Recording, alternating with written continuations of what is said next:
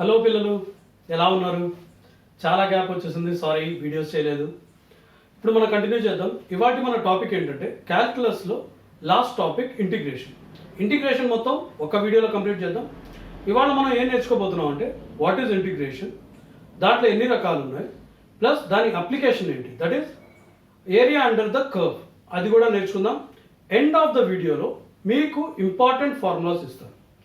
Integration అనేది చాలా పెద్ద టాపిక్, మ్యాథమెటిక్స్లో సెకండ్ ఇయర్లో వస్తుంది ఎంపీసీ స్టూడెంట్స్కి. సో అంత పెద్ద టాపిక్ మనకు ఫిజిక్స్కి అవసరం లేదు కాబట్టి మనకు ఫిజిక్స్కి ఎంతవరకు అవసరమో అది నేర్చుకుందాం. ఇక్కడ ఏదైనా మిస్ అయిపోయింది అనుకోండి, మనం నెక్స్ట్ వీడియోస్ చేస్తున్నప్పుడు ఎక్కడైతే మనం ప్రాబ్లమ్ సాల్వ్ చేస్తూ ఉంటామో ఎక్కడ వచ్చిందో అక్కడ డిరైవ్ చేసి మనం చేసుకుంటూ వెళ్దాం. First, what is integration? Integration is the reverse process of differentiation division లాంటిదైతే, ఇఫ్ డిఫరెన్సియేషన్ డివిజన్ లాంటిదైతే ఇంటిగ్రేషన్ మల్టిప్లికేషన్ లాంటిది అనమాట. అది జస్ట్ రివర్స్ ప్రాసెస్. దాన్నే it is also called as anti derivative. దాన్ని యాంటీ డెరివేటివ్ అని కూడా పిలుస్తారు. దాని యొక్క సింబల్ ఎస్, ఎలాంగేటెడ్ ఎస్ లా ఉంటుంది. దీంట్లో రెండు రకాలు ఉంటాయి. ఒకటి ఇండెఫినిట్ ఇంటిగ్రేషన్, రెండోది డెఫినెట్ ఇంటిగ్రేషన్. మనం ఫస్ట్ చూడబోయేది ఇండెఫినిట్ ఇంటిగ్రేషన్. అదే ఎస్కి ఇక్కడ లిమిట్స్ ఇచ్చారనుకోండి, 3 to 8 ఫర్ ఎగ్జాంపుల్, ఇది డెఫినెట్ ఇంటిగ్రేషన్ అవుతుంది. అది ఏంటి అనేది మనం వీడియోలో తర్వాత చూద్దాం. ఫస్ట్ ఇండెఫినెట్ ఇంటిగ్రేషన్ లేదా దీని యొక్క మెయిన్ ఫార్ములాస్ ఏంటో నేర్చేసుకుందాం. ఇంటిగ్రేషన్ అంటే రివర్స్ ప్రాసెస్ ఆఫ్ డిఫరెన్సియేషన్ అన్నాం కదా. అంటే ఏంటంటే ఒక ఫంక్షన్ ఉందనుకోండి, ఫంక్షన్ ఆఫ్ ఎక్స్. ఈ ఫంక్షన్ ఆఫ్ ఎక్స్ని మనం డిఫరెన్షియేట్ చేస్తే, that is dy by dx చేస్తే మనకేం వస్తుంది అనుకుందాం, క్యాపిటల్ ఎఫ్ ఆఫ్ ఎక్స్. ఇంకొక function which is capital F of X వచ్చింది అనుకోండి. దీన్ని మనం ఇంటిగ్రేట్ చేస్తే integration of capital F of X dx చేస్తే మనకు స్మాల్ ఎఫ్ ఆఫ్ ఎక్స్ రావాలి. ఇక్కడ దీన్ని మనం డిఫరెన్షియేట్ చేసాం, that is divided by dx చేసాం. ఇక్కడ మనం ఇంటిగ్రేట్ చేసాం, that is F of X into dx చేస్తే మళ్ళీ మనకు ఈ స్మాల్ ఎఫ్ ఆఫ్ ఎక్స్ అనే ఫంక్షన్ రావాలి. దీంట్లో మనం డిఫరెన్సియేషన్లో చూసినట్టే ఫస్ట్ పవర్ రూల్ చూద్దాం. వాట్ ఈస్ పవర్ రూల్ అంటే, if integration of X to the power n dx, ఇదెంత అవుతుందంటే x to the power of n plus 1 divided by n plus 1 plus c. ఈ c ఏంటంటే ఎక్కడైతే మనకు ఇండెఫినెట్ ఇంటిగ్రేషన్ ఉంటుందో, ఎక్కడైతే మనం లిమిట్స్ పెట్టలేదో అప్పుడల్లా మనకు c అనేది వస్తుంది. దిస్ ఈస్ కాల్డ్, ఇది ఒక కాన్స్టెంట్. ఈ కాన్స్టెంట్ పేరు constant of integration. This is constant of integration.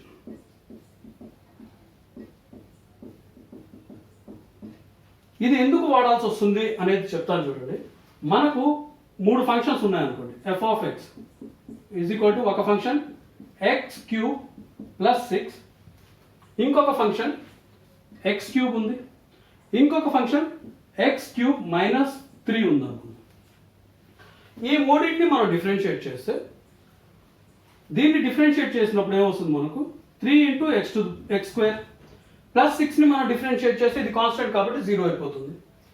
దీన్ని మనం డిఫరెన్షియేట్ చేసిన 3x² వస్తుంది. దీన్ని డిఫరెన్షియేట్ చేసిన 3x² వస్తుంది. ఎందుకంటే -3 కాన్స్టెంట్, దాన్ని డిఫరెన్షియేట్ చేస్తే మనకు 0నే వస్తుంది కాబట్టి. ఇప్పుడు దీన్ని ఇంటిగ్రేట్ చేస్తే మనకు ఈ ఫార్ములా రావాలి. ఇంటిగ్రేషన్ ఆఫ్ 3x² dx చేస్తే మనకి ఎంత వస్తుంది, 3 కాన్స్టెంట్ కాబట్టి అది బయటకు వస్తుంది. 3 into integration of x² dx, ఇక్కడ n బదులు 2 ఉంది కాబట్టి ఇది ఎంత అవుతుంది, 3 into x to the power of 2 plus 1 divided by 2 plus 1. 2 plus 1 is 3, ఈ 3 పోతుంది, మనకు x క్యూబ్ వచ్చేసింది. x క్యూబ్ వరకు అయితే వచ్చేసాం. ఇక్కడ x క్యూబ్ ఉంది, ఇక్కడ x క్యూబ్ ఉంది, ఇక్కడ x క్యూబ్ ఉంది. బట్ మనకి కాన్స్టెంట్ రాలేదు. ఇక్కడ +6 ఉంది, ఇక్కడ కాన్స్టెంట్ 0 ఏమీ లేదు, బట్ ఇక్కడ కాన్స్టెంట్ -3 ఉంది. ఈ మూడిట్లో ఏది రాలేదు మనకు, ఇది జస్ట్ ఇది ఒక్కటే వచ్చింది. బట్ మూడింటిని డిఫరెన్షియేట్ చేసినప్పుడు మనకి ఇది వచ్చింది. ఈ మూడిట్లో ఇది ఒక్కటే వచ్చింది, ఈ రెండు రాలేదు కాబట్టి ఇక్కడ మనం ఒక కాన్స్టెంట్ యాడ్ చేసుకుంటాం, that is constant of integration plus C. So ఈ సి ఇక్కడ 6 ఉంటుంది, ఇక్కడ 0 అవుతుంది, ఇక్కడ -3 అవుతుంది. అందుకని చెప్పి మనం కాన్స్టెంట్ ఆఫ్ ఇంటిగ్రేషన్ ప్రతి ఇండెఫినెట్ ఇంటిగ్రేషన్లో యాడ్ చేస్తూ ఉంటాం. నేను ఎక్కడ మర్చిపోయినా కానీ మీరు కూడా యాడ్ చేసుకోండి, దీన్ని మర్చిపోవద్దు. కొన్ని ఎగ్జాంపుల్స్ చేద్దాం. ఇంటిగ్రేషన్ ఆఫ్ x⁵ dx అనుకుందాం. ఇది ఎంత అవుతుంది? So x⁵ 5 + 1 divided by 5 + 1 plus c, that is equal to x⁵ divided by 6 plus c. ఇంకొకటి చేద్దాం. Integration of √x dx. √x అంటే x⁴1/2. So that is equal to x⁴1/2 dx. ఇది ఎంత అవుతుందంటే x⁴1/2 + 1 డివైడెడ్ బై 1/2 + 1. ఇది ఎంత అవుతుంది? x⁴3/2 divided by 3/2. ఇది వస్తుంది. ఇలాగే ఇంటిగ్రేషన్ ఆఫ్ 1/√x చేద్దాం. 1/√x dx. ఇదెంత అవుతుంది? దీన్ని మనం ఇంటిగ్రేషన్ ఆఫ్ x⁻⁻1/2 గా రాసుకోవచ్చు into dx. This is equal to x⁻⁻1/2 + 1 divided by -1/2 + 1. This is equal to x⁻1/2 divided by 1/2. This is equal to 2√2 అవుతుంది. ఓకే, ఇలా మనం సాల్వ్ చేసుకుంటూ పోవచ్చు. ఇప్పుడు మనకు కాన్స్టెంట్ కూడా ఇచ్చేసారు అనుకోండి. For example integration of 5x³ dx అని ఇచ్చారు అనుకోండి. 5x³ dx ఇచ్చినప్పుడు ఈ కాన్స్టెంట్ ని మనం డైరెక్ట్గా బయటికి తీసేసుకోవచ్చు. 5ని బయటికి తీసేసి ఇంటిగ్రేషన్ ఆఫ్ x³ dx చేయొచ్చు. ఇది ఎంత అవుతుంది? 5 into x⁻³ + 1 divided by 3 + 1. This is equal to 5x⁴ divided by 4 అవుతుంది. సో కాన్స్టెంట్ ఉన్నప్పుడు కాన్స్టెంట్ మనం డైరెక్ట్గా బయటికి తీసేసుకోవచ్చు. ఓకే, బట్ ఈ ఫార్ములా ఎక్కడి వరకు మీకు వ్యాలిడ్ అంటే, ఎక్కడి వరకు valid? n should not be equal to -1. అంటే -1 అంటే ఇంటిగ్రేషన్ ఆఫ్ 1/x dx కి ఈ ఫార్ములా అప్లికబుల్ కాదు. ఎందుకు కాదు అంటే దీన్ని ఎలా రాయొచ్చు మనం? ఇంటిగ్రేషన్ ఆఫ్ x⁻⁻1 dx గా రాయొచ్చు. సో ఏమవుతుంది? -1 x⁻⁻1 + 1 divided by -1 + 1 plus c అవుతుంది. సో -1 + 1 ఎంత అవుతుంది? 0. So anything divided by 0 undefined, definition లేదు. దీని ఫార్ములా ఏంటి అంటే, దీనికి ఫార్ములా లేదా అంటే ఉంది. ఏంటి అంటే మీకు గుర్తుంటే మన డిఫరెన్సియేషన్లో d/dx ఆఫ్ log x ఎంత రాసుకున్నాం? That was is equal to 1/x. ఇది రివర్స్ ప్రాసెస్ కాబట్టి this will be is equal to natural log of x plus c. ఈ కాన్స్టెంట్ మళ్ళీ యాడ్ చేసుకోవాలి. ఓకే, దీని తర్వాత ఇలా x ఇవ్వలేదు అనుకోండి. ఫర్ ఎగ్జాంపుల్ x ఇవ్వలేదు, ఇంటిగ్రేషన్ ఆఫ్ జస్ట్ dx అని ఇచ్చేసి x కాంపోనెంట్ ఏం లేదు. అటువంటి టైంలో మనం ఏం చేయాలి? మీకు మ్యాథ్స్ చదివినప్పుడు గుర్తుండి ఉంటుంది, anything to the power of 0 is equal to 1. So ఇక్కడ x లేదు, బట్ మనం 1 అజ్యూమ్ చేసుకోవచ్చు. సో దీన్ని మనం ఎలా రాసుకోవచ్చు అంటే x⁻0 ఇంటూ dx. x⁻0 ఏమవుతుంది? 1 అవుతుంది. So this is equal to x⁻0 + 1 divided by 0 + 1. This is x divided by 1. This is equal to x. ఇది గుర్తుపెట్టుకోండి. మీకు జనరల్గా వచ్చేది, ఎక్కువ ఉపయోగపడేది ఫిజిక్స్లో ఈ ఫార్ములా ప్లస్ ఇది కూడా గుర్తుపెట్టుకోండి. This is most used in your physics. ఇవి కాకుండా మనం వేరే ఫార్ములాస్ కూడా చూద్దాం. That is x to the power integration of e to the power of x, integration of e to the power of x dx ఎంత అవుతుందంటే this is equal to e to the power of x plus c. ఎందుకు మన డిఫరెన్షియేషన్లో మీకు గుర్తుంటుంది d by dx of e to the power of x మనం చేసినప్పుడు మనకు e to the power of x ఏ వచ్చింది, ఇది మారలేదు. సో ఇక్కడ కూడా మనం integration of e to the power of x చేసినప్పుడు e to the power of x ఏ వస్తుంది ప్లస్ c. సో ఇప్పటి వరకు మనం చూసిన ఫార్ములాస్ ఏంటి, 4 ఫార్ములాస్ చూసాం. ఆ 4 ఏంటంటే integration of x to the power of n dx that is equal to x to the power of n plus 1 divided by n plus 1 plus c. దాని తర్వాత మనం చూసింది integration of 1 by x dx that is equal to natural log of x plus c. Integration of dx చూసాం which is equal to x. Integration of e to the power of x చూసాం dx అదెంత అంటే e to the power of x plus c. ఇవి గుర్తుపెట్టుకోండి. ఇంకా next formulas చూద్దాం. ఇప్పుడు integration of trigonometric functions చూద్దాం. Integration of sin x dx ఎంత అవుతుందంటే this is equal to minus cos x plus c. మీకు గుర్తుంటుంది మనం డిఫరెన్షియేషన్ చేసినప్పుడు d by dx of cos x is equal to minus sine x అని వచ్చింది. ఈ dx నట్టు పంపించి cos x is equal to minus sin x dx దీనికి integration symbol వేసేస్తే ఇటు నుంచి ఈ మైనస్ని ఇటు పంపించేస్తే integration of sin x dx is equal to minus cos x plus c. ఎందుకు, ఇది ఇండెఫినెట్ ఇంటిగ్రేషన్ కాబట్టి ప్లస్ సి అనేది మనం యాడ్ చేస్తూ ఉండాలి. సో ఈ రకంగా మనకు integration of sin x dx is equal to minus cos x plus C. డిఫరెన్సియేషన్లో అదే sin x ఉంటే ప్లస్ cos x వచ్చేది, cos x చేసినప్పుడు మైనస్ sin x వచ్చింది. ఇలాగే integration of cos x dx is equal to sin x plus c.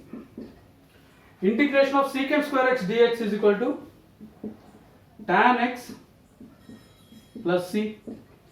Integration of secant x tan x dx is equal to secant x plus c. ఇక్కడ secant square x కాకుండా cosecant square x ఉందనుకోండి, cosecant square x ఉందనుకోండి, అప్పుడు ఇక్కడ tan వచ్చినప్పుడు ఇక్కడ minus cot x plus c. అలాగే secant x tan x కాకుండా cosecant x cot x dx ఉందనుకోండి, దాని ఆన్సర్ మనకి ఎంత వస్తుందంటే minus cosecant x plus c. ఇవి మీకు గుర్తుండాల్సిన మేజర్ ట్రిగ్నోమెట్రిక్ ఫంక్షన్స్. ఇంకా వేరే ఉన్నాయి, అవన్నీ ఫార్ములాస్లో ఇస్తాను మీకు ఎండ్ ఆఫ్ ద వీడియో. దీని తర్వాత మనం ఇప్పటికి ఇక్కడ వరకైతే ఈజీగా అయిపోయింది మనకు, గుడ్. ఇప్పుడు ఇక్కడ ఇంటిగ్రేషన్ ఆఫ్ sin x కాకుండా sin 2x ఉందనుకోండి dx, దీన్ని ఎలాగా మనం సాల్వ్ చేయడం. మనం ఇదే కానీ డిఫరెన్సియేషన్లో ఉంటే మనం చైన్ రూల్ యూజ్ చేస్తాం. ఇక్కడ చైన్ రూల్ లేదు, కానీ దీన్ని మనం ఎలా రాయొచ్చు అంటే దీన్ని మొత్తాన్ని మళ్ళీ చైన్ రూల్లో అనుకున్నట్టే x అనుకోండి. సో ఇది ఎంత అవుతుంది, minus cos 2x divided by దీన్ని డిఫరెన్షియేట్ చేయండి. 2xని డిఫరెన్షియేట్ చేస్తే మనకు 2 వస్తుంది. అలాగే cosecant ఆర్ కాస్ 5x అనుకున్నాం dx ఎంత అవుతుంది, సేమ్ అలానే మనం దీన్ని మొత్తం x అనుకుందాం. So this is equal to sin 5x divided by 5xని మనం డిఫరెన్షియేట్ చేస్తే 5 వస్తుంది ప్లస్ సి. ఇక్కడ కూడా ప్లస్ సి ఉండాలి. ఇండెఫినిట్లో నేను ఎక్కడన్నా ప్లస్ సి రాయకపోయి ఉంటే అది మీరు రాసుకోవడం చూసుకోండి. ప్రతి ఇండెఫినిట్ ఇంటిగ్రేషన్లో మనకు ప్లస్ సి అనేది గ్యారంటీగా వస్తుంది. దీన్ని మనం జస్ట్ ఇంటిగ్రేట్ చేసి చూద్దాం. సారీ, డిఫరెన్షియేట్ చేసి d/dx ఆఫ్ sin 5x by 5 plus c, దీన్ని మనం డిఫరెన్షియేట్ చేస్తే d/dx into sin 5x by 5 plus ఈ కాన్స్టెంట్ చేస్తే మనకు 0 అవుతుంది. So this is equal to, ఇక్కడ 1/5ని కామన్ తీసేసుకుందాం, 1/5 ఇంటూ d/dx ఆఫ్ sin 5x. Chain rule use చేస్తే మనకేమొస్తుంది, 1/5 ఇంటూ దీన్ని x అనుకొని ఫస్ట్ డిఫరెన్షియేట్ చేస్తాం. సో cos 5x, దాని తర్వాత ఇంటూ దీన్ని సెపరేట్గా మనం డిఫరెన్షియేట్ చేయాలి. 5xని డిఫరెన్షియేట్ చేస్తే 5 వస్తుంది. ఈ 5 క్యాన్సిల్ అయిపోతుంది. మనకు ఆన్సర్ cos 5x వస్తుంది. ఈ answer same. Okay, got it. ఇలానే డిఫరెన్సియేషన్ ఆఫ్ ఇంకొక ఎగ్జాంపుల్ చూద్దాం. దీంట్లోనే e⁻³ 3x అనుకుందాం. 3x dx ఎంత అవుతుందంటే దీన్ని మళ్ళీ xగా ట్రీట్ చేయండి.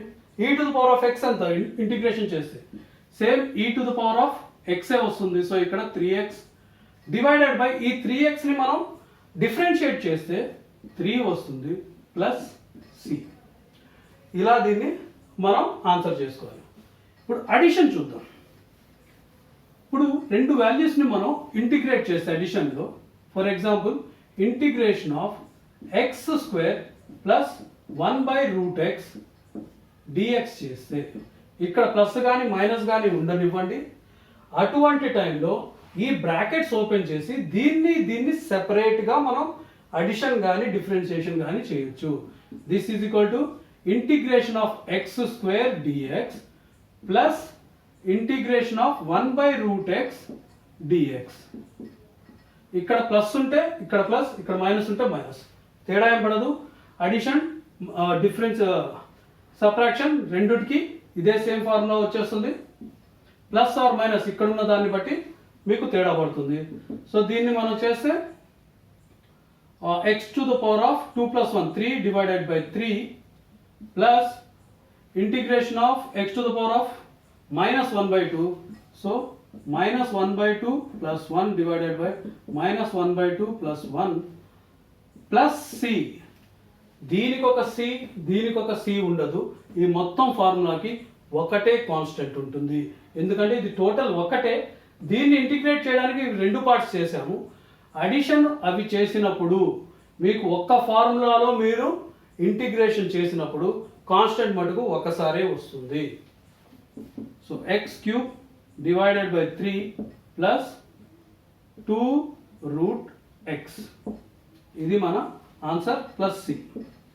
ఇలా అడిషన్లో వస్తుంది. ఇంకొక ఎగ్జాంపుల్ కూడా చూద్దాం మనం.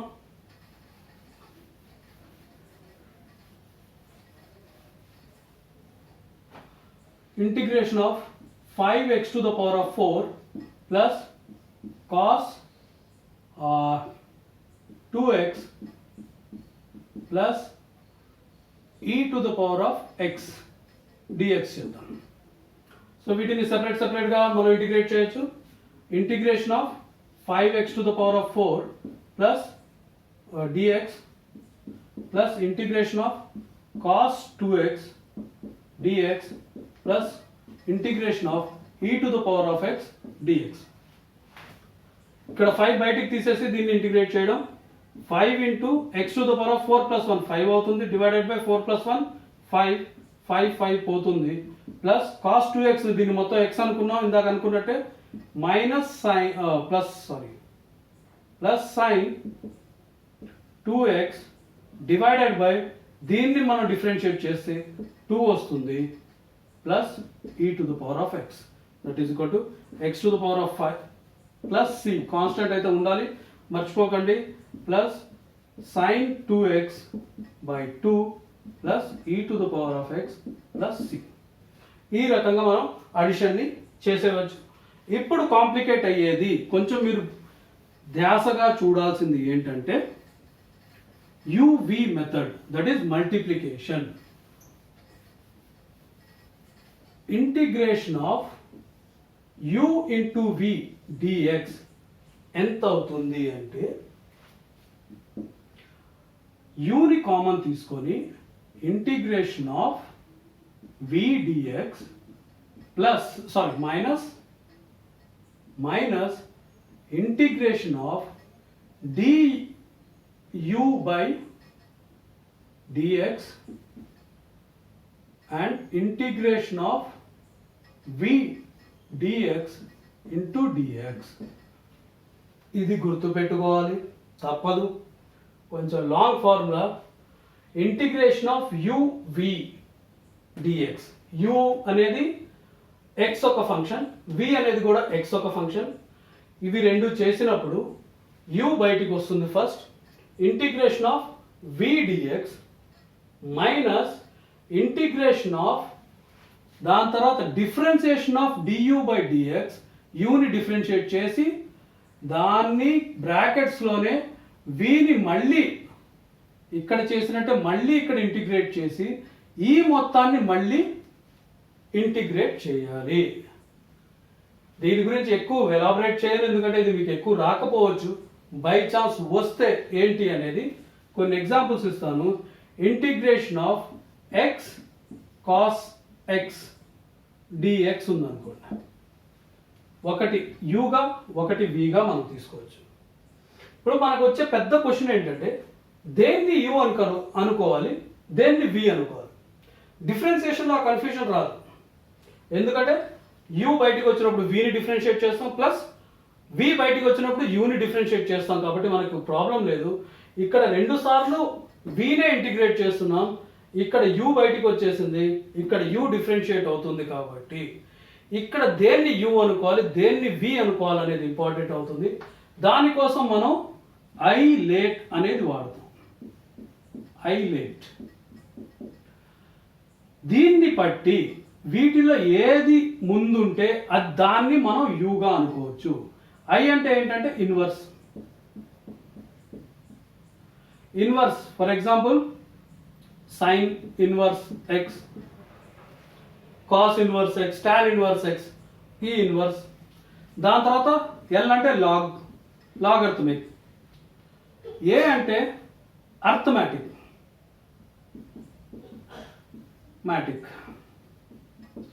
For example x square, x to the power of 10 లేదా జస్ట్ కాన్స్టెంట్ ఉన్న అవన్నీ అర్థమెటిక్లో వచ్చేస్తాయి. దాని తర్వాత ట్రిగ్నోమెట్రిక్. ట్రిగ్నోమెట్రిక్ అంటే sign X, cos X, tan X, ఇవన్నీ దీంట్లోకి వస్తాయి. Is exponential. ఫర్ ఎగ్జాంపుల్ ఈ to the power of X, ఇది వచ్చింది కదా, ఇది గుర్తుండే ఉంటుంది. ఈ ఫార్ములాస్లో వీటిలో ఏది ముందు వస్తే దాన్ని యూగా అనుకోవాలి. ఇప్పుడు దీన్ని చూడండి, ఎక్స్ ఉంది, కాస్ ఎక్స్ ఉంది. ఎక్స్ ఏమవుతుంది? అర్థమెటిక్, ఇది ట్రిగ్నోమెట్రిక్. సో ముందేమొస్తుంది?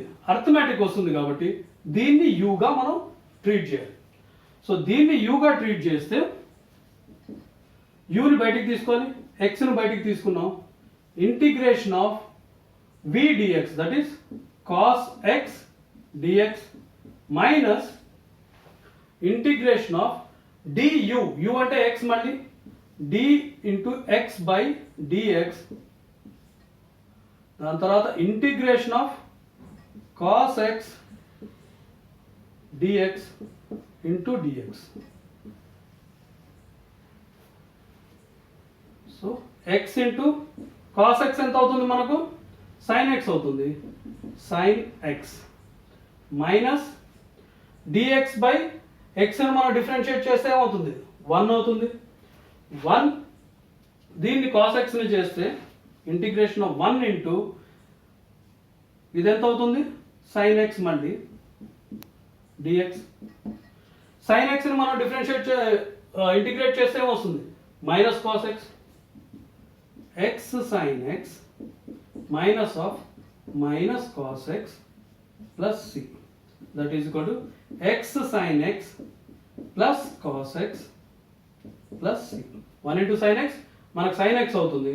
sin x ని మనం ఇంటిగ్రేట్ చేస్తే మైనస్ cos x వస్తుంది. మైనస్ ఇంటూ మైనస్ ప్లస్ అయిపోయింది.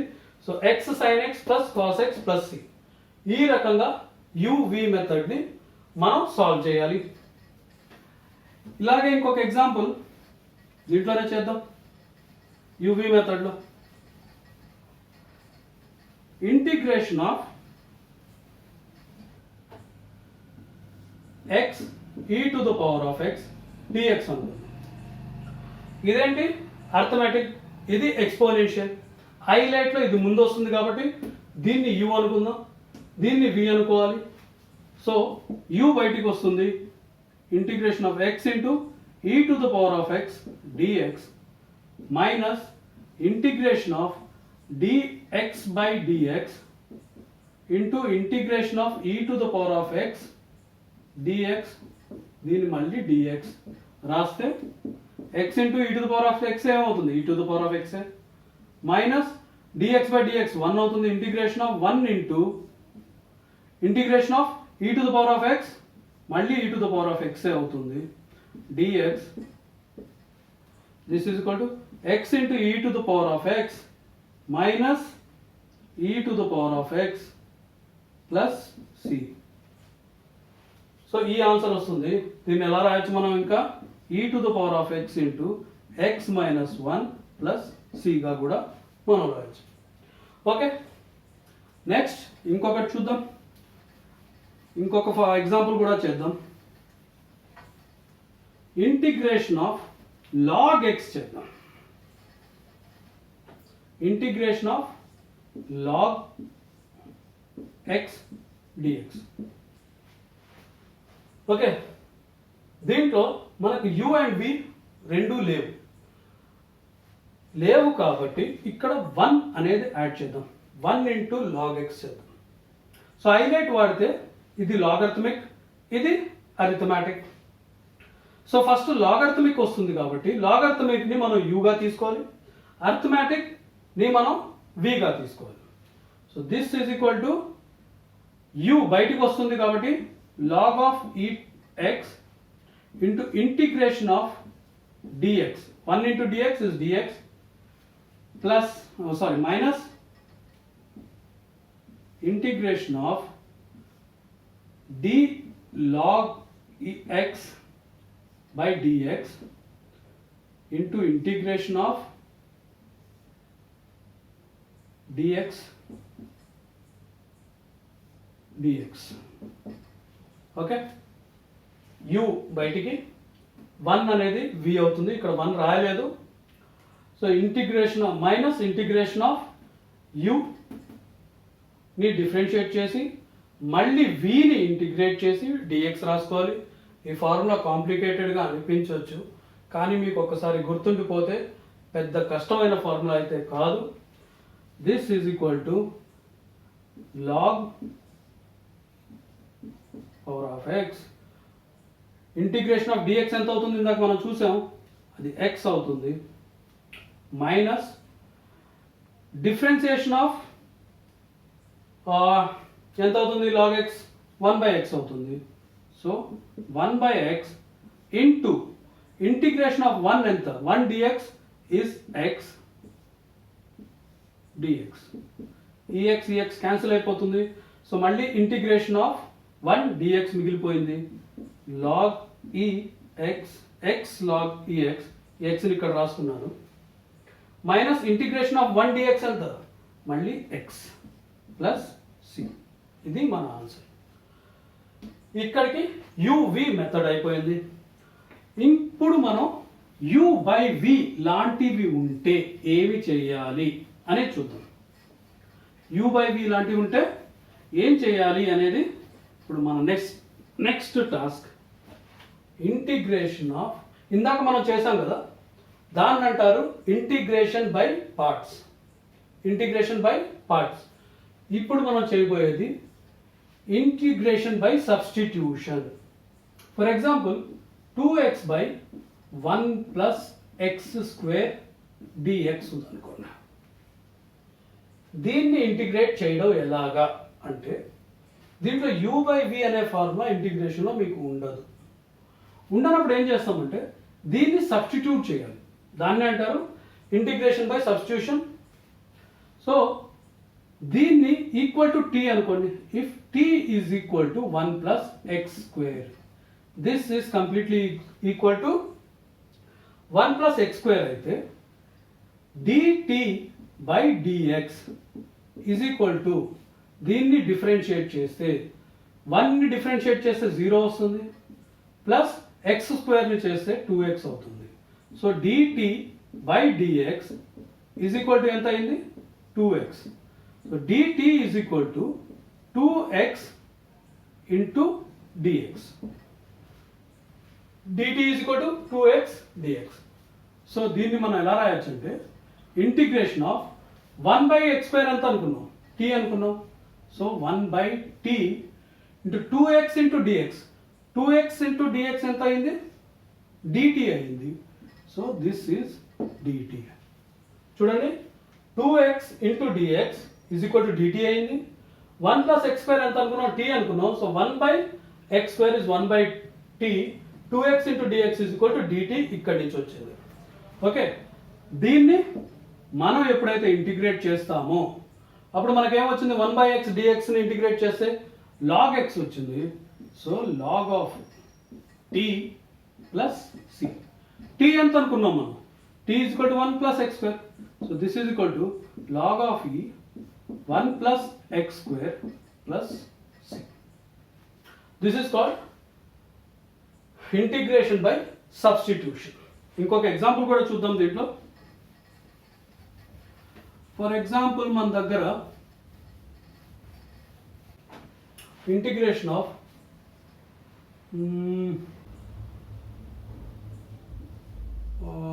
Cos x square into 2x dx ఉందనుకున్నాం. Okay, దీన్ని మనం ఇంటిగ్రేట్ చేయాలి. u/v ఫార్ములా వాడకుండా మనం సబ్స్టిట్యూషన్ మెథడ్ వాడి చూద్దాం. u ఇంటూ v వాడకుండా. So let t is equal to X square. దీన్ని ఈక్వల్ చేశాను.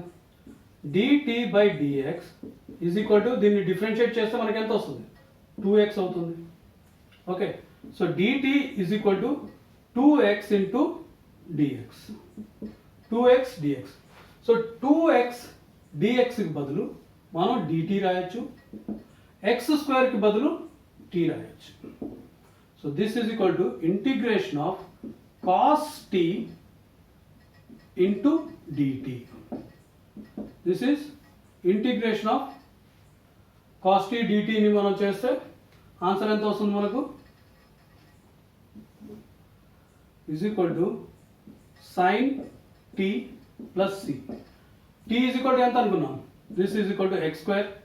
So sin x square plus c. This is substitution method. ఇంకొక ఎగ్జాంపుల్ చూసేసి సబ్స్టిట్యూషన్ మెథడ్ని క్లోజ్ చేసేద్దాం.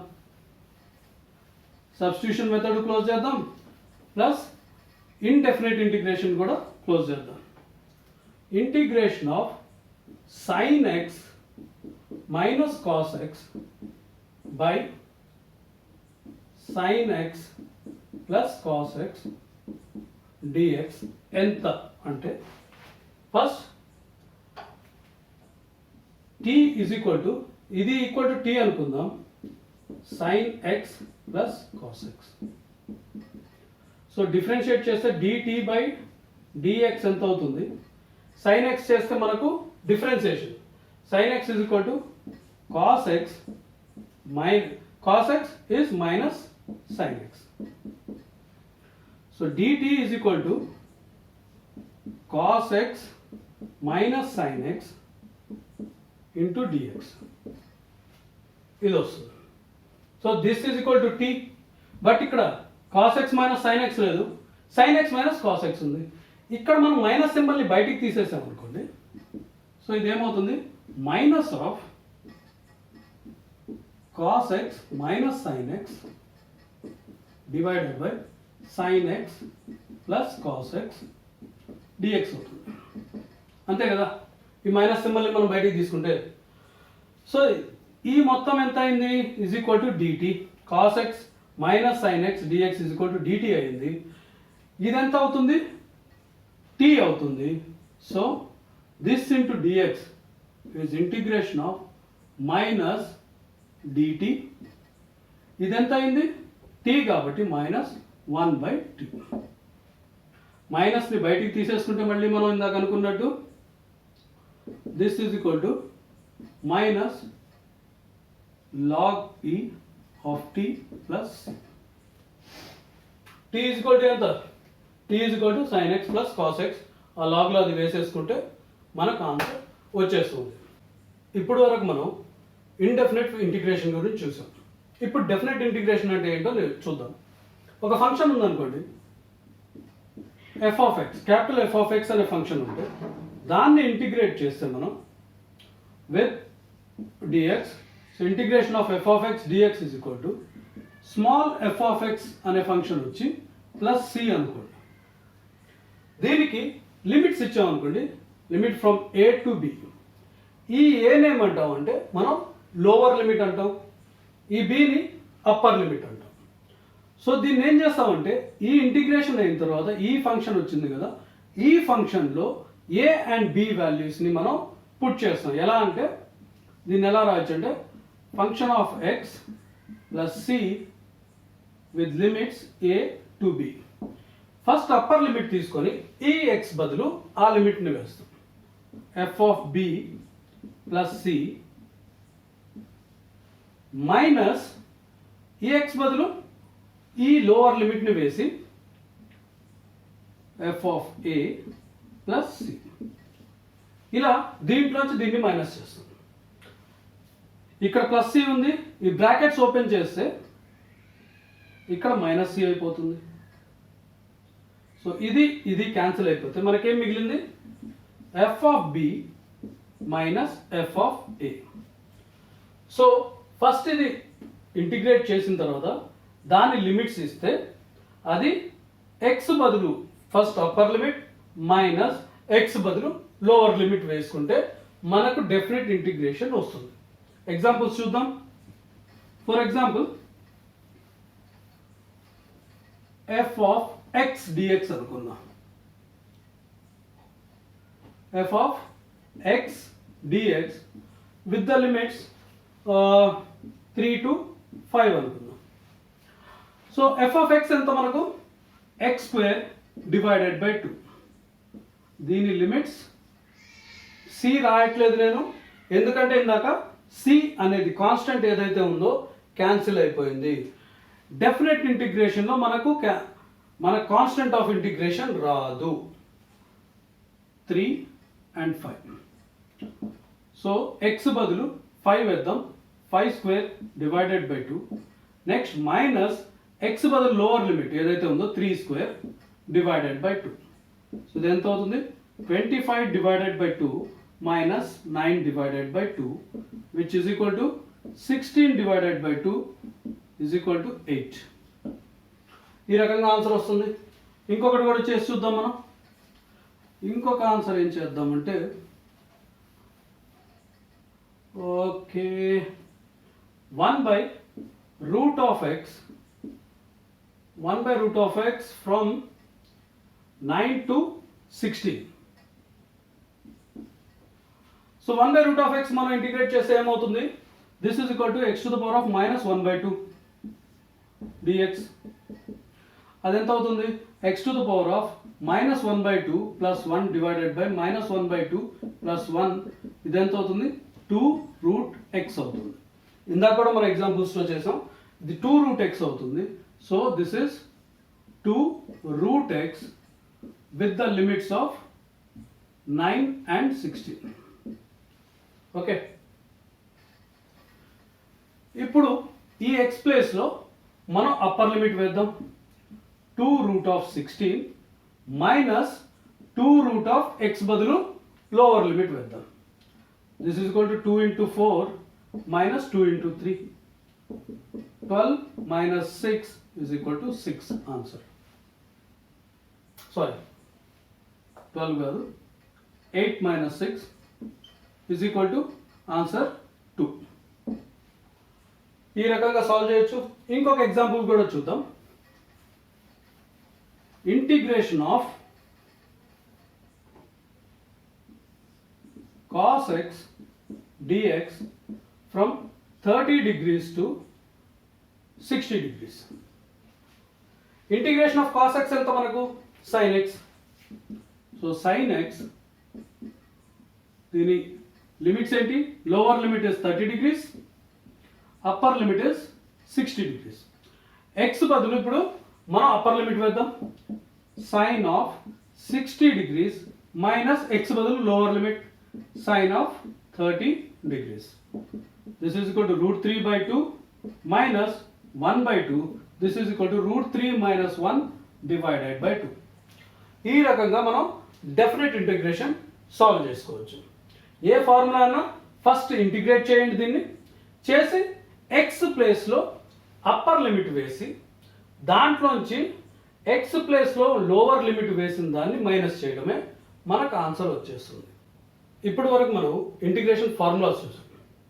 అసలు ఇంటిగ్రేషన్ ఏం చేస్తుంది, దాని అప్లికేషన్ ఏంటి అంటే, ఇలా ఒక కర్వ్ ఉందనుకోండి ఎక్స్ యాక్సిస్ వై యాక్సిస్లో, అదేం చేస్తుందంటే మనకి ఇంటిగ్రేషన్ ఈ కర్వ్ యొక్క ఏరియా కనుక్కుంటుంది.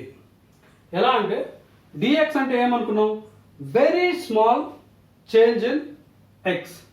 సో ఇక్కడ మనం డిఎక్స్ తీసుకున్నాం అనుకోండి, ఈ ప్లేస్లో ఒక dx తీసుకున్నాం, dx.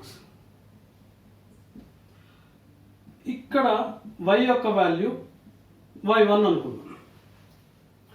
ది స్ట్రిప్ యొక్క ఏరియా ఎంత అంటే y1 ఇంటూ dx. కరెక్టే కదా? ఇలాగే ఇక్కడ ఇంకో స్ట్రిప్, ఇది కూడా dx, ఇలాగే ఇక్కడ ఇంకో dx,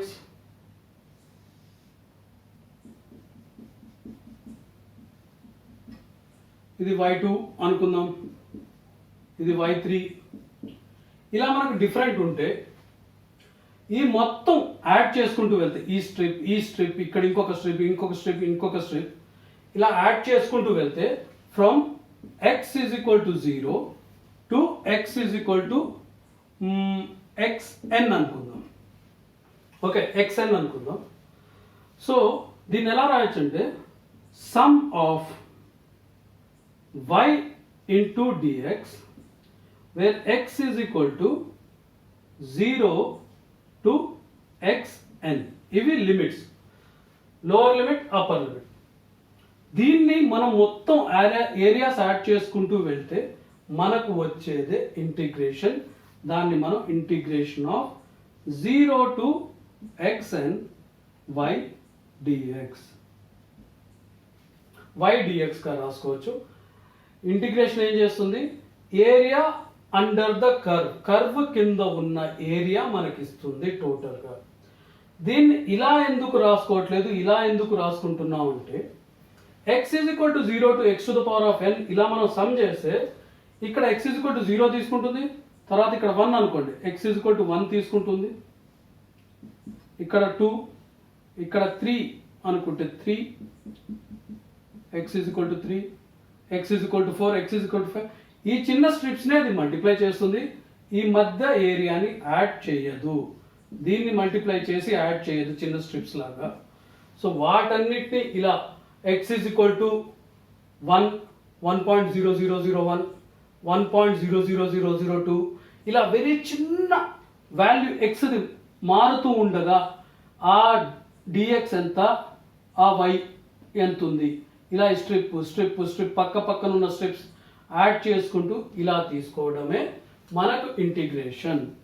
దీంట్లో మనం లిమిట్స్ 0 టు xn వేసేసాం. కొన్నిసార్లు మనం లిమిట్స్ ఇక్కడ a అనుకోండి, x is equal to a ఇక్కడ ఉంది అనుకోండి, ఇక్కడ x is equal to b ఉంటే మనం ఇక్కడ a to b y of dx చేస్తే ఇక్కడ నుంచి ఇక్కడికి టోటల్ ఈ కర్వ్ యొక్క ఏరియా మనకు వచ్చేస్తుంది. దాని main purpose of integration knowing the area under the curve. ఇక్కడే మనం అప్లికేషన్ ఆఫ్ ఇంటిగ్రేషన్ చేస్తాం. ఫర్ ఎగ్జాంపుల్ మనం ఒక కర్వ్ ఉందనుకోండి, ఇలాంటి స్ట్రైట్ కర్వ్ XY,